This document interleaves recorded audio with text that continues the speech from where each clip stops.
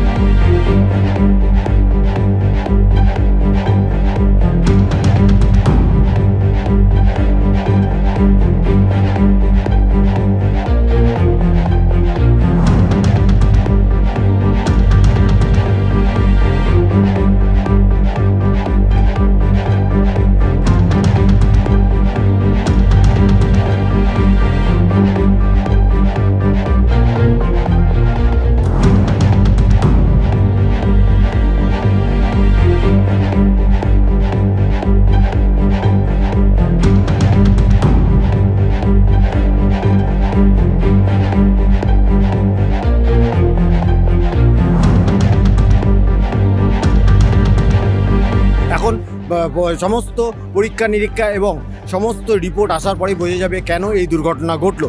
সেই সঙ্গে কতদিন সময় লাগবে ডিএনএ টেস্ট করে মৃতদের পরিবারের হাতে মৃতদেহ তুলে দেওয়া, এই প্রক্রিয়াটা সঙ্গে সঙ্গে জারি থাকবে।